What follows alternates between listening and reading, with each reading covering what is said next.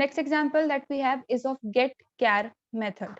देखिए यहाँ पे स्ट्रिंग का जब हम इनपुट लेते हैं तो मैंने आपको अलग अलग तरीके से वर्किंग इम्प्लीमेंट करके बताया है, ठीक है। That is with the use of scanf की हेल्प से। लेकिन प्रॉब्लम ये आता है कि हम सिर्फ एक वर्ड का ही इनपुट एक्सेप्ट कर पाते हैं। जहां पे भी व्हाइट स्पेस हमें मिलता है फिर वहां पे वो बाकी के सारे कैरेक्टर्स को रिजेक्ट कर देता है। तो उसका एक ऑल्टरनेट सोल्यूशन था हमारे पास में गेट्स मेथड को यूज करके काम करना। कंप्लीट जो भी डेटा हमने इनपुट दिया है तब तक वो काम करेगा, सारे कैरेक्टर्स को कंसिडर करेगा। अब यहाँ पर एक और फंक्शन हमारे पास में अवेलेबल है to accept the input in character array. देखिए हम यहाँ पे कह रहे हैं कि we are working on string, लेकिन स्ट्रिंग एज सच कोई टाइप हमारे पास में अवेलेबल नहीं है। It is a type of a character array. और एरे के अंदर किस तरीके से इनपुट लिया जाता है, एक एक इंडेक्स पे इनपुट को एक्सेप्ट किया जाता है। तो अगर वही चीज मुझे यहाँ पे भी इम्प्लीमेंट करनी है तो उसके लिए गेट कैर मेथड को काम में लिया जाता है। ये ऐसा कोई रूल नहीं है कि आपको इस मेथड को काम में लेना है, लेकिन ये भी हमारे पास में अवेलेबल है और इससे रिलेटेड 1 या 2 मार्क्स में क्वेश्चन कभी कभी आ जाता है। तो यहाँ पे सबसे पहले इस प्रोग्राम के अंदर मैंने string dot h header file को इंक्लूड किया है, फॉलोड बाय void main।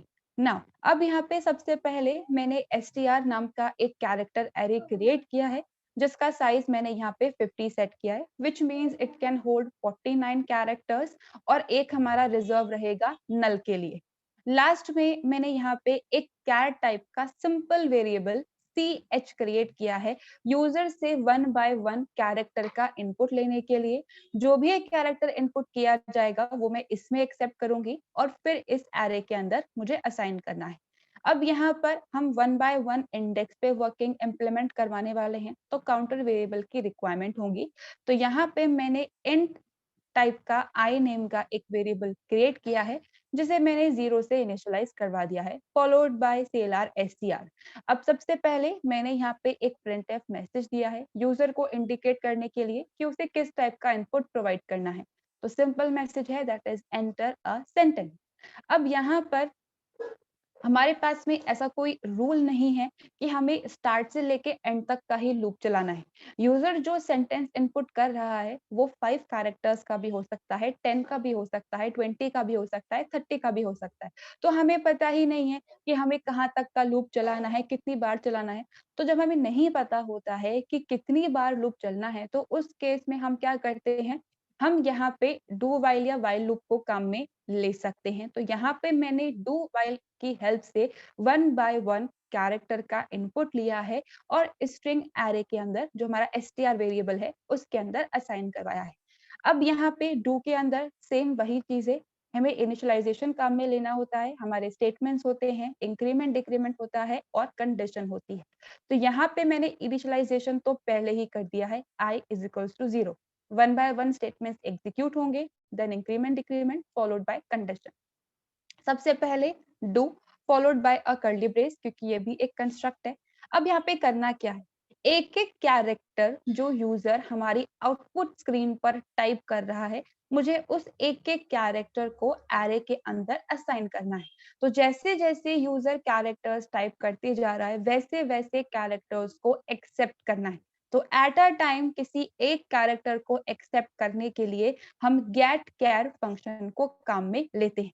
तो यूजर जो भी कैरेक्टर इनपुट करेगा उसे मैंने ch नाम के वेरिएबल के अंदर असाइन करवा दिया, which is a character type variable. अब यहाँ पे हमें करना क्या है, जो कैरेक्टर यूजर ने इनपुट किया है उसे एरे के अंदर असाइन करवाना है। और एरे में जब हम वैल्यूज असाइन करवाते हैं तो with the help of index सारी चीजें काम करती हैं। तो मैंने यहाँ पे लिखा है str of i is equals to ch। अब यहाँ पे i की स्टार्टिंग में जो वैल्यू है दैट इज 0। अब यहाँ पे एरे की इंडेक्सिंग 0 से स्टार्ट होती है इसलिए मैंने इसे 0 से इनिशियलाइज करवाया है। तो str के 0 इंडेक्स पे वो कैरेक्टर असाइन हो जाएगा जो यूजर ने हमें एज अ इनपुट टाइप किया है। अब यहाँ पे नेक्स्ट कैरेक्टर जब यूजर टाइप करेगा तो नेक्स्ट इंडेक्स पे वैल्यू असाइन होनी चाहिए। तो मैंने यहाँ पे इस असाइनमेंट के बाद i के अंदर इंक्रीमेंट करवा दिया, यानी कि अब उसकी वैल्यू 1 हो चुकी है। ठीक है, तो अब यहाँ पे जब फिर से यूजर कैरेक्टर इनपुट करेगा तो फिर से CH के अंदर वो वैल्यू आएगी। उस वैल्यू को मैंने STR के फर्स्ट इंडेक्स पे असाइन करवा दिया है। फिर उसके बाद I का इंक्रीमेंट हो गया है। The value has become 2 now. अब फिर से यूजर जब कैरेक्टर टाइप करेगा वो CH के अंदर आएगा और वो वैल्यू सेकंड इंडेक्स पे जाके असाइन हो जाएगी। फिर से I का इंक्रीमेंट होगा, द वैल्यू विल बिकम 3। अब थर्ड इंडेक्स पे असाइनमेंट होगा, देन फोर्थ इंडेक्स पे एंड अप टिल ये प्रोसेस चलता रहेगा। कब तक चलता रहेगा? एक एंडिंग टर्मिनेशन कंडीशन तो हमें देनी ही होगी ना। तो यहाँ पर जो टर्मिनेशन कंडीशन दी जाती है वो कुछ इस तरीके से दी जाती है कि जब तक यूजर एंटर प्रेस नहीं कर देता तब तक कैरेक्टर्स को एक्सेप्ट करते रहो और एरे के अंदर असाइन करवाते रहो। तो डू के साथ में कंडीशन कहाँ पे आती है? यहाँ पे कर्ली ब्रेस के बाद व्हाइल के पैरेंथेसिस के अंदर ch not is equals to slash n, मतलब यूजर जब तक हमें enter as a character input नहीं दे देता तब तक यहाँ पे ये कंडीशन ट्रू होती रहेगी और हमारा लूप कंटिन्यूसली चलता रहेगा। सो लेट्स अज्यूम कि यहाँ पे यूजर एक मैसेज टाइप करना चाहता है। तो सबसे पहला कैरेक्टर टाइप किया है टी जाएगा ch के अंदर और वो जाएगा एरे के अंदर। तो यहाँ पे टी असाइन हो गया। आई का फिर इंक्रीमेंट होगा, ठीक है। अब यहाँ पे फर्स्ट इंडेक्स के रिस्पेक्ट पे काम होने वाला है, लेकिन हमें चेक करना है कि यूजर ने कहीं पहली बार में ही तो एंटर इनपुट नहीं कर दिया। अगर एंटर कर दिया है तो हमें प्रोग्राम से बाहर आ जाना है, हमें स्ट्रिंग एक्सेप्ट नहीं करनी है। लॉजिकली करेक्ट कैरेक्टर्स इनपुट करे तो ही बारी बारी इनपुट लेना है। तो while ch not equals to slash n, ch के अंदर t है और t स्लैश n यानी कि एंटर इक्वल नहीं है। कंडीशन ट्रू हो गई, फिर से लूप चलेगा। अब यूजर जो सेकंड कैरेक्टर टाइप कर रहा है दैट इज h, वो फिर से ch के अंदर जाएगा और फर्स्ट इंडेक्स पे वो आके यहाँ पे असाइन हो गया। फिर से i का इंक्रीमेंट इट बिकम्स 2। अब फिर से h जो है वो स्लैश n के इक्वल नहीं है, कंडीशन ट्रू है। फिर से यहाँ पे लूप चलेगा। अब यहाँ पे मैंने इनपुट दिया है, e का इनपुट क्या है। अब यहाँ पे e यहाँ पे जाके असाइन हो जाएगा, यानी कि सेकंड इंडेक्स पे असाइन हो जाएगा। उसके बाद यहाँ पे फिर से कंडीशन चेक होगी, e not equals to slash n, condition true है।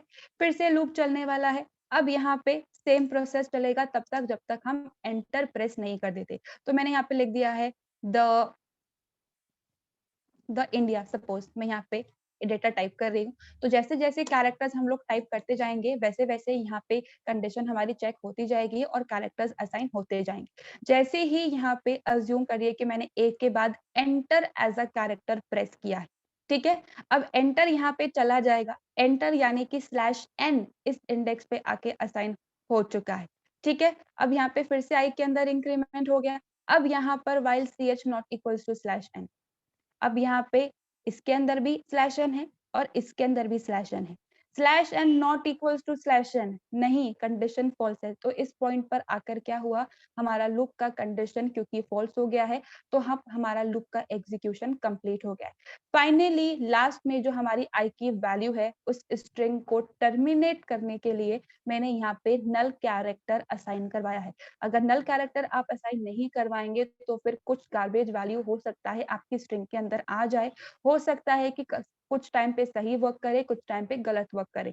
तो ऐसा नहीं करवाना है, स्ट्रिंग को टर्मिनेट करना जरूरी है। तो एंड में जो भी आई का करंट वैल्यू है वहां पे मैंने स्लैश 0 को असाइन करवा दिया है। तो one by one, character bye character जो यूजर ने टाइप किया है, गेट केयर की हेल्प से उसे हमने एक्सट्रैक्ट किया है आउटपुट स्ट्रीम जो है हमारी वहां से, और एरे के अंदर असाइन करवाया है। अब इस डेटा को प्रिंट करवाना है तो चाहे तो लूप की हेल्प ले लीजिए, चाहे तो पुट्स मेथड की हेल्प ले लीजिए, या फिर सिंपल प्रिंटफ भी आप काम में ले सकते हैं। तो यहाँ पे मैंने सिंपल लूप चलाया है, i is equal to 0, i is less than str len of str। तो स्लैश 0 से पहले तक के जितने भी लॉजिकली करेक्ट कैरेक्टर्स हैं ये हमें उन तक, वहां तक का लूप हमारा एग्जीक्यूट होगा एंड i प्लस प्लस, और वन बाय वन str के i इंडेक्स पे जो भी कैरेक्टर्स हैं वो प्रिंट होते रहेंगे। अब प्रिंटफ में किसी भी तरीके का मैंने यहाँ पे स्पेस या एस्केप सीक्वेंस प्रोवाइड नहीं किया है। तो यहाँ पे एज इट इज डेटा एक के बाद एक सारे कैरेक्टर्स हमारी स्क्रीन पर प्रिंट होते जाएंगे। तो ये लूप हमारा एग्जीक्यूट हो जाएगा। एंड में यहाँ पे मैंने एक और प्रिंटफ लिखा है, printf slash n percent s and str। तो यहाँ पे फिर से सेम डेटा हमारे पास में प्रिंट होके आएगा। तो चाहे तो आप लूप की हेल्प से प्रिंट करवा लीजिए, चाहे तो printf के थ्रू प्रिंट करवा लीजिए या फिर puts के थ्रू भी आप प्रिंट करवा सकते हैं। So get char is also a method to accept data, लेकिन यहाँ पे हम complete string नहीं, complete collection of characters नहीं, बल्कि एक एक कैरेक्टर को एक्सेप्ट करेंगे और एरे के अंदर असाइन करवाएंगे तब तक जब तक स्पेसिफिकली /n यहाँ पे हमें नहीं मिल जाता। अब यहाँ पे हो सकता है कि जब हम असाइनमेंट करवा रहे हैं, अब क्योंकि इंक्रीमेंट यहाँ पे बाद में है और असाइनमेंट यहाँ पे पहले है, तो होता क्या है कि कंडीशन के फॉल्स होने पर ये दोबारा नहीं चलेगा, लेकिन पहले के केस में तो चलेंगे। तो एंटर भी हमारी स्ट्रिंग के अंदर असाइन हो जाएगा। तो यहाँ पे अगर आपको एंटर को नहीं असाइन करवाना तो आप i-1 इज इक्वल्स टू /0 लिख सकते हैं। तो होगा क्या, जो यहाँ पे i की इंक्रीमेंट वैल्यू है उस पे नहीं, बल्कि जो लास्ट वैल्यू थी जहाँ पे /n स्टोर हुआ है वहां पे जाके अब /0 स्टोर हो जाएगा। एरे है यानी कि एक वेरिएबल है और इसकी वैल्यू को हम चेंज कर सकते हैं। तो अब यहाँ पे होगा क्या, जो /n है वो हमारे एरे में से हट जाएगा। तो अगर आपको रखना है तो आप /n को रख लीजिए, नहीं रखना है तो -1 इज इक्वल टू /0 कर सकते हैं। दोनों केसेस में स्ट्रिंग को नल कैरेक्टर से टर्मिनेट करना जरूरी है, वरना आएगी आपके पास में कुछ garbage value in some of the cases. कुछ केसेस में चल भी सकता है, कुछ केसेस में नहीं भी। अब एक बारी हम इसका एग्जीक्यूशन देखेंगे कैसे ये काम कर रहा है, लेकिन प्रोग्राम में किसी को कुछ भी कंफ्यूजन है किसी भी स्टेटमेंट में, then let me know.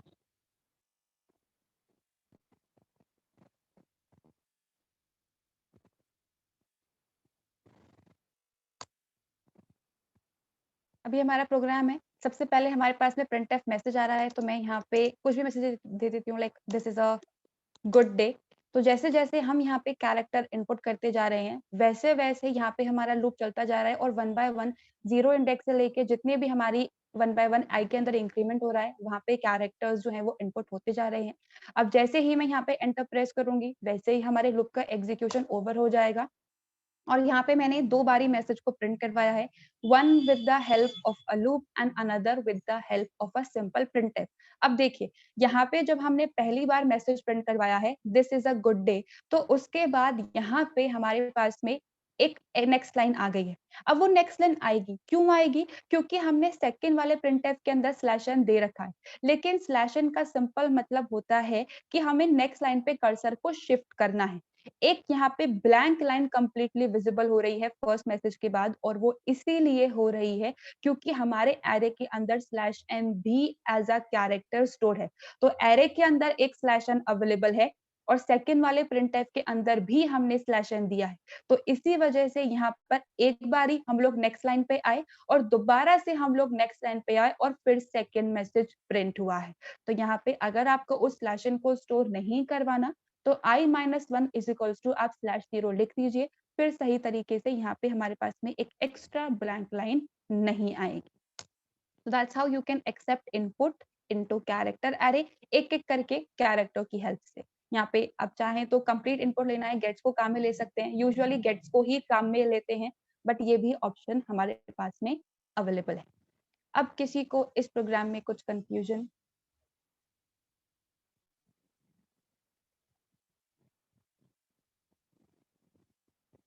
Next example that we have is of strchr function.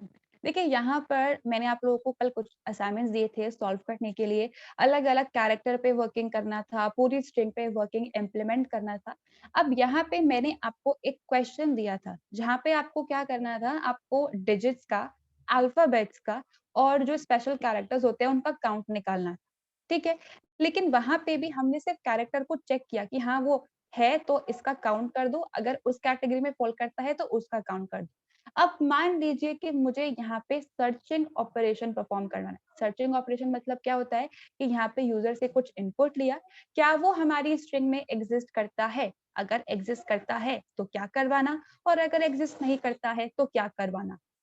तो किसी भी एक कैरेक्टर को अगर हमें सर्च करना है हमारी स्ट्रिंग के अंदर, तो उसके लिए हमारे पास में strchr नाम का एक फंक्शन अवेलेबल है। ये strchr क्या करता है, जिस भी कैरेक्टर को हम सर्च कर रहे हैं, जिस भी कैरेक्टर को हम सर्च कर रहे होते हैं, अगर वो कैरेक्टर हमारी स्ट्रिंग के अंदर एग्जिस्ट करता है, तो पहली बार वो कैरेक्टर कब अकर हुआ है, पहली बार वो कहाँ प्रेजेंट है, उसकी पोजीशन ये हमें रिटर्न करने का काम करता है। और उस पोजीशन से लेके एंड तक के सारे कैरेक्टर्स आउटपुट के तौर पे ये प्रिंट करवा देता है। लेकिन हमें सारे कैरेक्टर्स प्रिंट नहीं करवाने, हमें तो सिर्फ ये चेक करना है कि ये स्पेसिफिक कैरेक्टर इस कंप्लीट स्ट्रिंग के अंदर एग्जिस्ट करता है या नहीं। तो अगर strchar फंक्शन को काम में लिया है, मान लीजिए स्ट्रिंग है हमारी अजमेर और कैरेक्टर है मेरा जे, तो जे हमारी स्ट्रिंग के अंदर एग्जिस्ट करता है क्या? हाँ, ऑफ कोर्स स्मॉल जे यहाँ पे प्रेजेंट है। तो इस पहली बार जे हमारी स्ट्रिंग में जहाँ पे भी अकर हुआ है, ये उस पोजीशन से लेके एंड तक का सारा डेटा रिटर्न करता है। अब सारा डेटा नहीं चाहिए, सिर्फ चेक करना है। तो यहाँ पे हमारे पास में 2 ऑप्शंस है, जो कि है कि इफ को यूज करके हम इसको काम में लेंगे। अब वो 2 ऑप्शंस क्या-क्या होते हैं? अगर हमारा कैरेक्टर एग्जिस्ट करता है तो ये उसकी पहली अकरेंस यानी कि पहली बार जब कैरेक्टर प्रेजेंट है वो वाला पोजीशन हमें रिटर्न करने का काम करता है।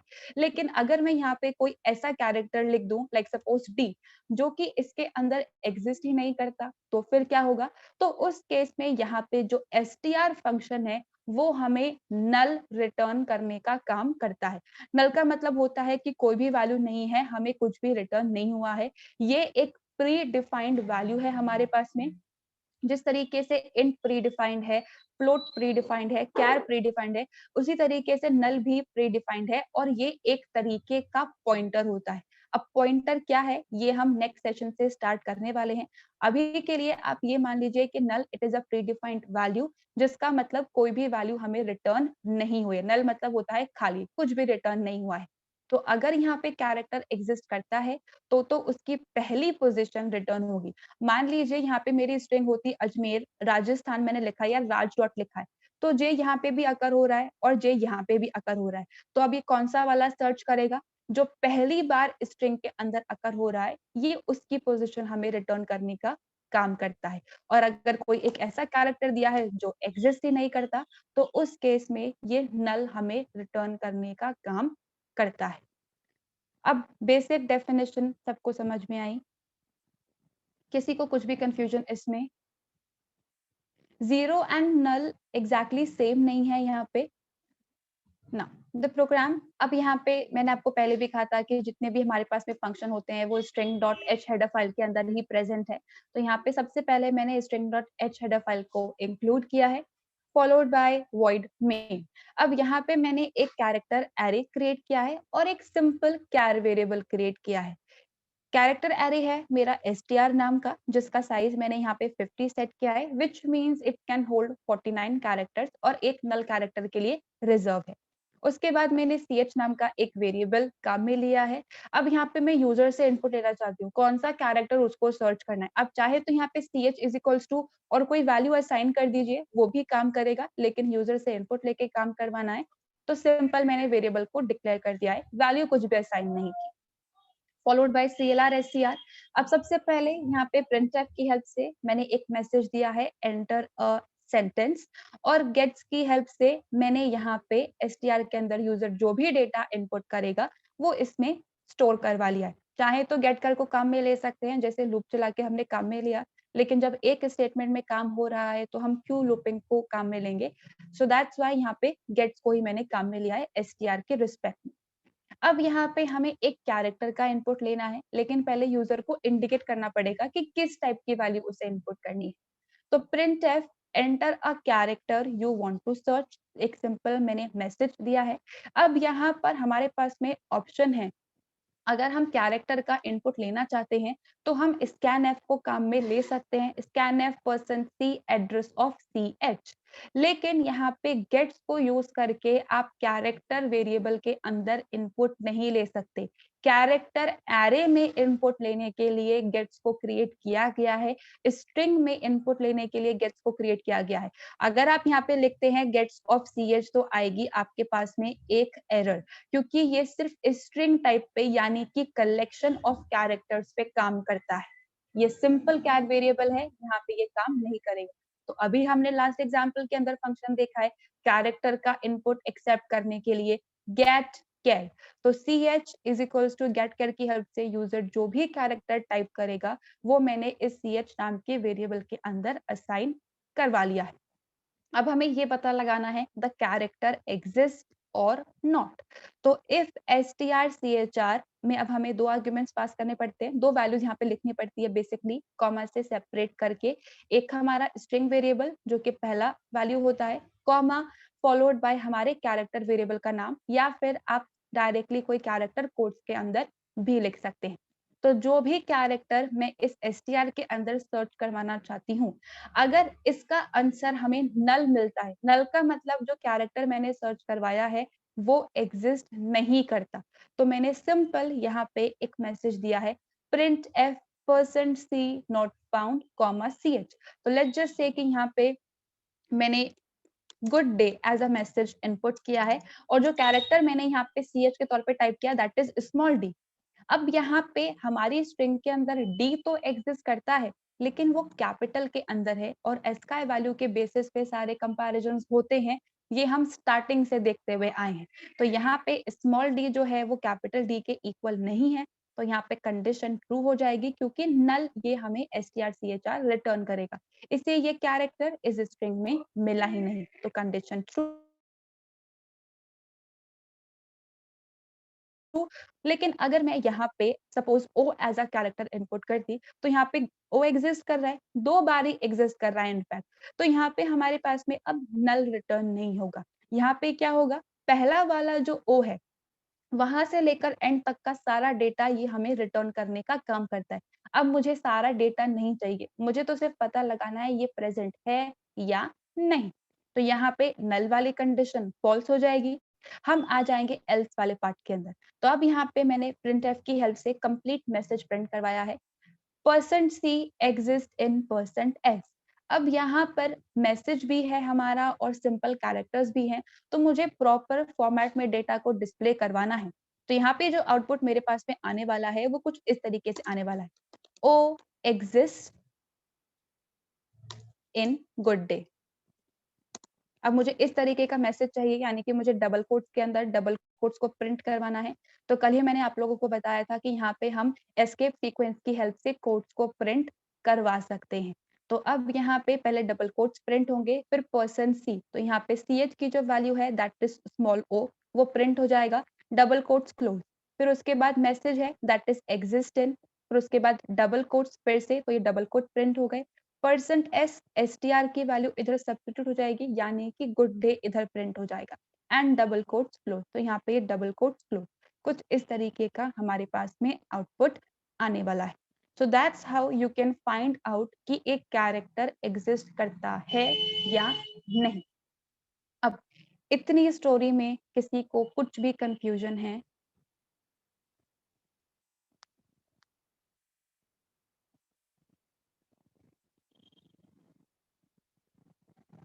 Alright then, moving with the next part.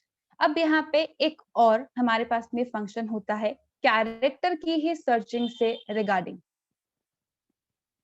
देखिए, अब यहाँ पे एक हमारे पास में फंक्शन है strchr और एक हमारे पास में फंक्शन है strrchr। इसका मतलब क्या है कि अब हम यहाँ पे रिवर्स ऑर्डर में सर्चिंग इम्प्लीमेंट करेंगे।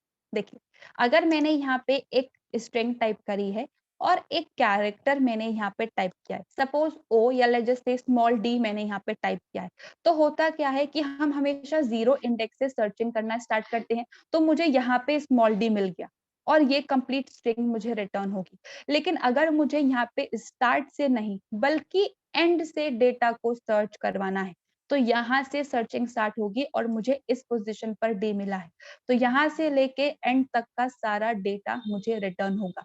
तो अगर स्टार्ट से सर्चिंग करवानी है तो strchr फंक्शन को काम में लिया जाता है, और अगर रिवर्स ऑर्डर में यानी कि एंड से सर्चिंग करवानी है तो strrchr फंक्शन को काम में लिया जाता है। यहाँ पे इनमें जो हम वैल्यूज लिखते हैं, वेरिएबल के जो नेम्स लिखते हैं वो सेम रहेगा। इनका जो जज करने का तरीका है कि यहाँ पे अगर कोई कैरेक्टर मिला है तो वहां से लेके एंड तक का सारा डेटा रिटर्न करना, और अगर कैरेक्टर नहीं मिला है तो नल हमें एज आंसर प्रोवाइड करना, वो सारी चीजें सेम है। डिफरेंस होता है तो सिर्फ इनके डायरेक्शन के अंदर, एक लेफ्ट टू राइट चलता है और एक राइट टू लेफ्ट चलता है। तो अगर यहाँ पे आपसे कहा जाए, अगर आपसे कहा जाए कि मुझे यहाँ पे फर्स्ट अकरेंस बताओ, फर्स्ट अकरेंस का मतलब पहली बार जब स्मॉल डी अकर हुआ है, तो पहली बार तो तभी अकर होगा ना जब हम स्टार्ट से चेक करेंगे, तो वहां पे STR CHR को काम में लिया जाता है। लेकिन अगर आपसे ये कहा जाए कि मुझे लास्ट अकरेंस बताओ, लास्ट टाइम स्मॉल डी कब अकर हुआ है, तो वहां पे हम STR CHR के बजाय STRR CHR को काम में लेंगे, क्योंकि यहाँ पे अभी तो एकदम यहाँ पे एक सिंगल डी आ रहा है। मान लीजिए यहाँ पे ये वाला डी भी स्मॉल होता, तो पहली बार डी यहाँ पे अकर हुआ है, और अगर हम लास्ट टाइम की बात करें तो लास्ट टाइम डी यहाँ पे अकर हुआ है।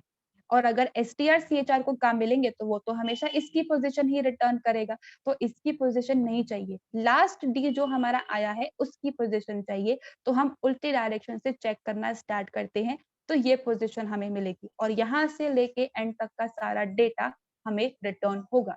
So these are the two methods to check if the character exists or not. अब स्टार्ट से चेक करना है या फिर एंड से चेक करना है, depending upon the requirement, depending upon the question, आप दोनों में से कोई भी फंक्शन काम में ले सकते हो।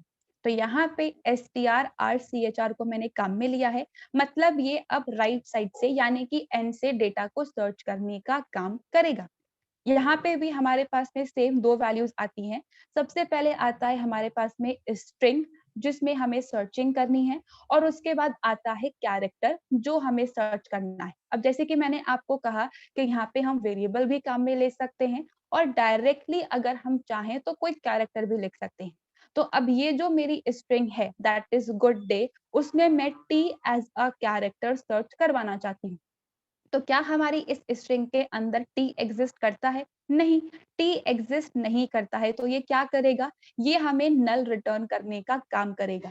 अब यहाँ पे भी नल है, इक्वल्स टू यहाँ पे भी नल है, कंडीशन ट्रू हो गई।